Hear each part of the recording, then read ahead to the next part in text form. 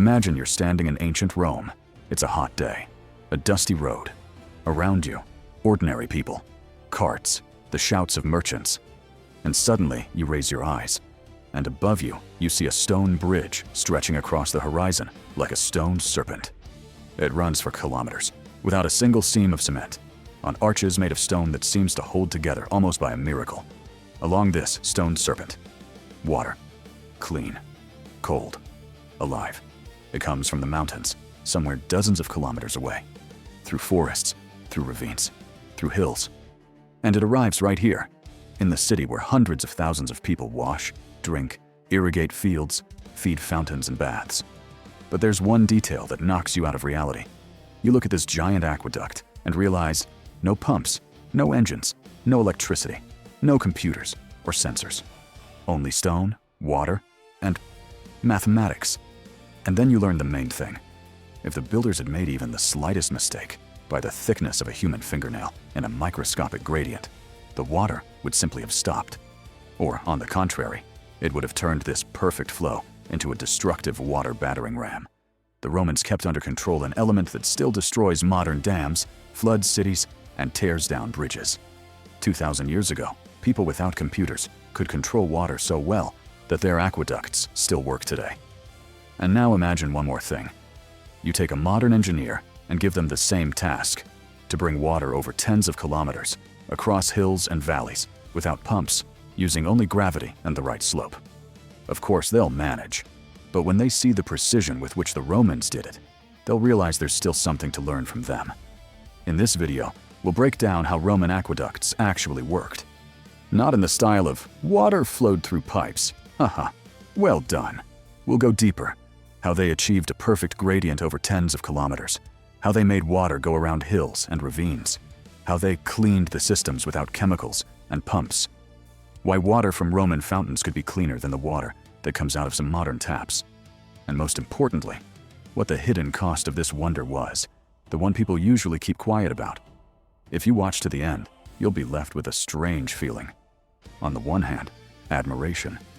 How did they even do this? On the other, a touch of shame. We have satellites, lasers, computers, and we still flood cities, poison water with chemicals, and build systems that break down in a few decades. Let's go. Let's start with one simple thing everything depends on. Water cannot flow upwards. It can only fall. It's obvious. But this is exactly what the Romans used to build one of the most complex water systems in human history. A Roman aqueduct is not just a bridge with arches. It's essentially an artificial river that is born in the mountains or at a spring, runs through tunnels, comes out into the open on arches, falls into huge reservoirs, spreads through the city via hidden channels and pipes. And throughout all this, it has one law that must never be broken. There must be a slope, but it must be minimal, just enough for the water to flow, but not enough for it to smash everything to pieces. The Romans achieved this slope with a precision that is still frightening today. Imagine, over 1 kilometer, a change in height of only a few dozen centimeters, in some places, just a few millimeters. No laser levels, no satellites, no computer calculations. Only the eye, experience, simple devices made of wood, water, and lead. They walked along the future route of the aqueduct for weeks and months. They marked every hill, every ravine, every bend in the terrain, all for the sake of making sure the water never stopped anywhere, never accelerated too much, never found itself an alternate route that would destroy the system. Now it's easy to say, well, they made a slight slope, what's the problem? But let's be honest, try at home to lay a long board so that it has a slope of a couple of millimeters per meter, without a spirit level, without a ruler, just by eye. Now imagine that instead of a board, you have a stone channel tens of kilometers long. Any mistake, and that's it. The water stops. The city is without water. You're a disgrace to engineering. In Rome, that wasn't just something people gossiped about in the forum. It could bury your career. The Romans couldn't afford to be wrong, so they invented and perfected several fundamentally important techniques. First, how they even found where to take the water from. They couldn't just say, "There's a river somewhere over there, let's stick a pipe in it." They needed clean water, a stable flow all year round, preferably in the mountains, so there'd be enough height difference down to the city. They had special experts for this. We might call them ancient hydrogeologists. They knew how to search for underground sources, by damp ground during drought, by morning mists, by plants that love lots of water, by the color of the soil, by the behavior of animals. They knew where the water was clean, where it came from depth, and where it was just dirty runoff from swamps. When they found a suitable place, they built a catchment, a stone nest for the water. Basically a box or a well in which the water collects. It's filtered through gravel and stone. It's cleaned of coarse impurities. And from there, the aqueduct began. What we see, those beautiful arcades, is not usually the whole aqueduct. Most often, it's just the tip of the iceberg. For most of its path, the water runs on or under the ground in a closed channel. Arches appear where they need to. Cross a ravine, cross a road. Maintain height without dropping into a low area. Second, how they set the slope. The Romans used surprisingly simple but effective instruments. For example, a wooden frame in the shape of an A. On the crossbar, a string with a lead weight. In the middle, a level mark. It's essentially a primitive level. You put one leg on the surface, move the other slightly until the plumb bob aligns with the central mark. You've got a horizontal. Then, by adjusting one side a bit, you get the slope you need. They also used water levels, long tubes or troughs filled with water to show where true horizontal was. The water itself showed them the level. By combining these tools, they created a route where there is always a slope, but it never becomes a drop-off. And yes, sometimes they had to avoid the shortest path. Sometimes the city was closer in a straight line, but the terrain got in the way. Mountains, ravines, ridges. So the aqueduct would trace a huge arc, detouring around obstacles and adding tens of kilometers to its length, just to preserve the ideal gradient. Third, the most impressive sections, the ones we see today. Imagine a multi-tier aqueduct like the one in France, the one we now call by a French name, though once it was a strict Roman structure. Dozens of meters high, several tiers of arches. On top, a narrow stone channel, sometimes less than a person's height wide, and water flows along it. The stones are fitted so closely that they differ by fractions of a centimeter. From the outside, the arches look fragile, like a house of cards. But they have survived earthquakes, floods, wars, the complete disappearance of the empire that built them. And those stones are still standing. Some of them still carry water. Why? Because the Romans perfectly understood the principle of the arch. A stone standing upright falls easily. A stone loaded in compression can bear incredible loads. In an arch, every stone tends to topple inwards, but its neighbors won't let it. In the end, all the force of the load goes into the supports. If you look at an arch and think, why hasn't it fallen apart? The answer is that it always wants to fall apart. It's just that its own desire to fall is what holds it together. It sounds almost philosophical, but it's pure mechanics. The Romans grasped it intuitively. That's why they could build multi-tier aqueducts, where the upper levels are the lightest and the lower ones are the strongest and most massive. But it's not only the stonework that's impressive. More important is how they controlled the water inside these stone monsters. Because water is not an obedient slave. It erodes, undermines, deposits minerals, stagnates and rots, blooms, carries dirt, leaves, and sand. If you let it run through a channel and then forget about it, in a couple of years, instead of clean water, you'll have a stinking swamp in a stone pipe. The Romans knew this perfectly well. So an aqueduct was always a channel, access shafts, settling tanks, overflow and relief systems, sometimes even breaks for the water, so it wouldn't rush too fast. Let's picture a cross-section of a Roman aqueduct. On top, a stone cover, so that no debris falls in, leaves don't get inside, animals can't climb in, evaporation under the sun is minimized. Under the lid, the channel. The bottom is lined with carefully fitted stones. The walls are coated with a special waterproofing mixture. This mixture is a story in itself. It's not just cement. The Romans used what we now call pozzolanic mortar, a mix of lime and volcanic ash. This material has almost mystical properties. Underwater, it just gets stronger. Crystalline structures form inside it, making it dense and durable. That's why some Roman hydraulic structures built with this mortar are still standing and puzzling modern chemists. Scientists literally break these mixes down under microscopes, trying to replicate the exact composition, because modern concrete often cracks and crumbles within a few decades, while Roman concrete survives for centuries. Inside the channel, the water flows, but every few dozens or hundreds of meters, the Romans built special vertical shafts. Why? So that they could go down and clean out sediment, check for damage, dump excess water where necessary, sometimes ventilate the system. Maintenance was just as important as construction. An aqueduct that isn't cleaned dies. The Romans knew that, and that's why theirs lived. But there's another detail, without which everything would fall apart. Water is stubborn. If you give it too steep a slope, it will speed up. It will rip joints apart, erode the bottom, hit bends so hard that stones crack. So where the terrain forced a sharp change in height, the Romans didn't just throw the water into a drop. They used special stepped sections and spillways to dissipate energy. Imagine you're coming down a mountain, not down a sheer wall, but down a staircase. You're still going down, but the strain on your legs is less. It's the same here. The water doesn't plunge in a sheer waterfall, but passes through a series of small steps where part of its energy is lost in turbulence and friction. So by the time it reaches the next section, it's calmer.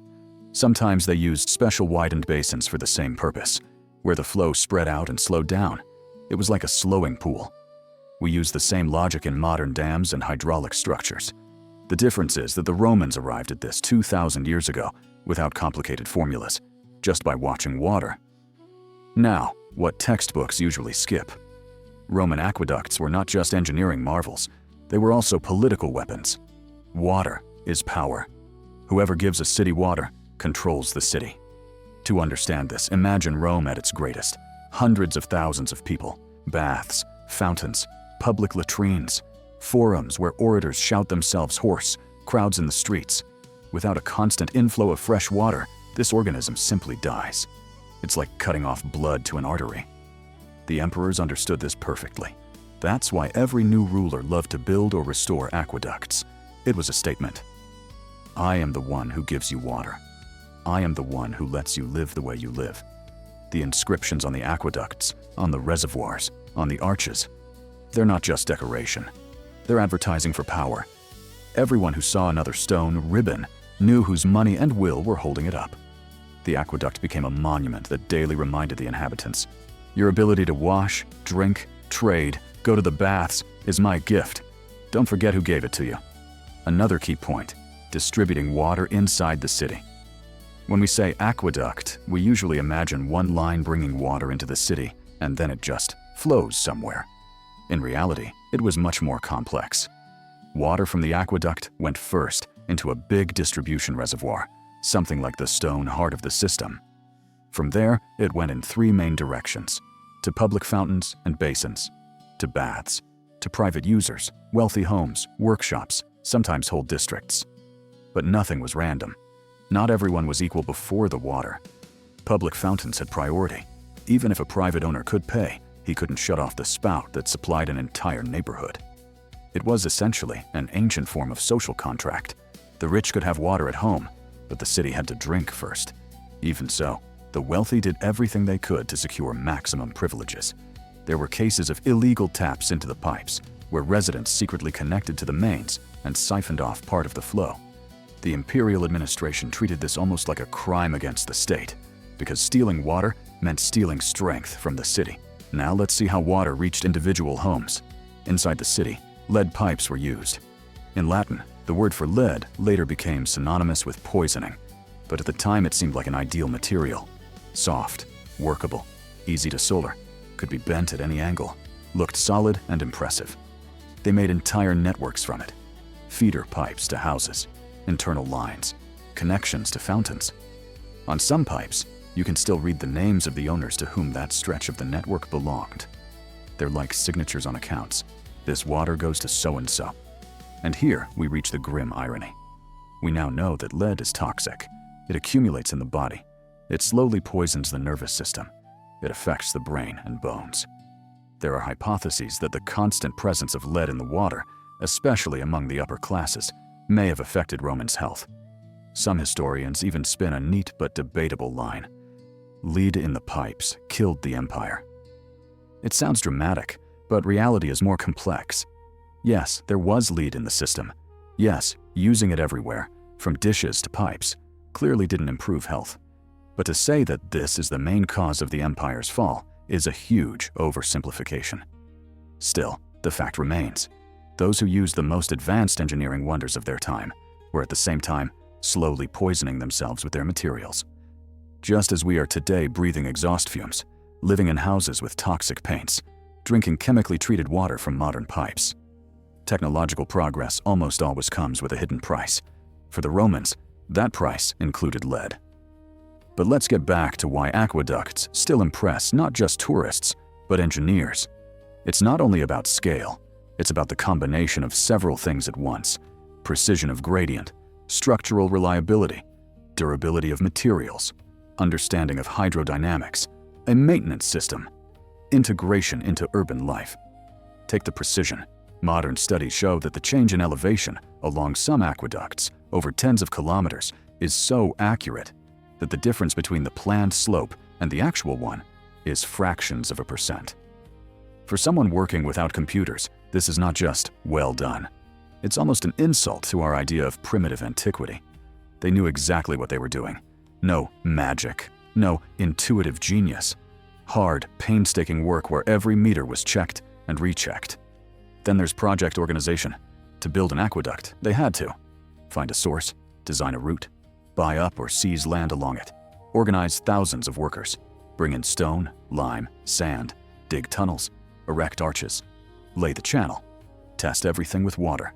That's years and years of work. Sometimes an aqueduct took several generations. Some were begun by one emperor and finished by another. And through all this, a minimum of celebrity authorship. We don't know many great engineers' names as standalone stars. There was an army of nameless specialists who just did their job.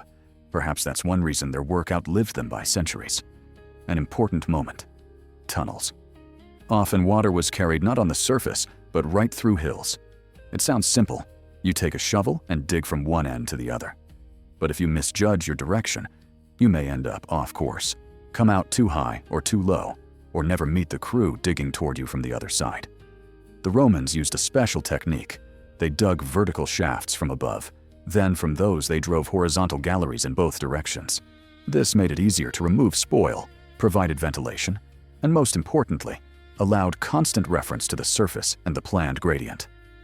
When two teams digging toward each other met precisely at one point without modern instruments, it was almost a holiday. Sometimes, of course, they missed, but their errors, a few meters or tens of meters, are tiny compared to the total length of the tunnels. Now, why water from Roman aqueducts was sometimes even better than what we drink today. First, Romans chose mountain sources where water had already passed through natural filters: gravel, sand, stone. Second, their catchments and settling tanks removed mechanical impurities: sand, silt, debris. Third, the long journey through underground and covered channels protected the water from direct sunlight, so it was less likely to bloom or overheat. Yes, they didn't know about bacteria the way we do, but they had experience. They saw which water made people sick and which didn't. So they treated the choice of sources as almost sacred. Water wasn't just utilitarian, it was part of religious life. Fountains in cities weren't just taps. They were often sacred sites linked to gods and spirits. So giving people dirty water was not only a risk of epidemics, it was also a blow to the authorities' reputation in the eyes of the gods. Religion and pragmatism intertwined, and from that came some very reasonable decisions. But we should be honest, aqueducts didn't serve everyone equally. The rich could bring water into their homes. The middle classes went to fountains and wells. The poor often lived on the outskirts, where good access points weren't always available. Yes, Rome had many public water distribution points, but social inequality didn't disappear. The main difference from many other ancient cities was this: even a poor person in Rome had more access to water than most people in many other places and eras, because the sheer volume of water delivered was staggering. Researchers estimate that, on average, tens of liters, in some places up to around 100 liters, of water per day fell to each resident of the imperial capital, if you look at the total balance. That's a level that still seems like a luxury for many modern cities. Abundant water made it possible to maintain baths, fountains, public toilets, cleaning systems, irrigated gardens. It was thanks to aqueducts that Rome stopped being just a dense cluster of houses and became a living organism where water flowed along stone, sparkled in pools, cooled the heat, and washed away dirt. Now let's look at the dark side. A system tied to a single artery is very vulnerable. Water gives life, but it can be taken away. In war and siege, access to the sources of the aqueducts became a strategic goal. Cut the aqueduct, and the city starts to suffocate. Invaders knew this, so sometimes aqueducts were deliberately destroyed. Sometimes they were simply abandoned. Locals would dismantle the stone to build houses, not realizing they were taking apart a vein that could still have functioned. But the strongest structures withstood even that. An old aqueduct that stopped delivering water in antiquity might become a convenient bridge in the Middle Ages, later a curious ruin, and in our time, a tourist magnet. And all this without major repairs over centuries. Today we build bridges that require constant inspections, major repairs, closures to traffic. Some Roman structures just stand. They stand and watch as peoples, states, religions, technologies change. There's nothing left that can really surprise them. The final question that inevitably arises when you look at these works is, why are we still so impressed by them? Yes, the ancients built a water supply. We have huge dams, hydroelectric plants, tunnels under the sea, pipelines over mountain ranges. Why does the Roman aqueduct still ignite the imagination? The answer is in the combination of factors. First, its contact with a past that turned out to be smarter than we'd like to think. We love to imagine the ancients as naive, but the aqueduct is a slap in the face to that idea. It proves that even then, people could plan for centuries. Second, there's a feeling of honesty in it. Stone is stone. You can see exactly how everything works. The arches carry the load, the channel carries the water. Gravity does its job. Nothing is hidden behind plastic and steel. Third, it reminds us we can build things that will outlive not only us, but our entire civilization. Rome fell. Its aqueducts did not. They continue to stand and tell the story of people who weren't afraid to think on the scale of centuries. Let's sum up quickly. Roman aqueducts are not just pretty ruins. They are ultra-precise work with terrain and gradient without modern instruments. The ability to control water as a living element, speeding it up, slowing it down, cleaning it. The use of materials whose durability still amazes scientists. A complex urban water distribution system, where water was both a blessing and an instrument of power. A symbol of the empire's political strength. We brought mountain water to your homes. They were at once an engineering marvel, a political gesture, and part of everyday life. We still visit them as monuments, but for a Roman, they weren't a museum.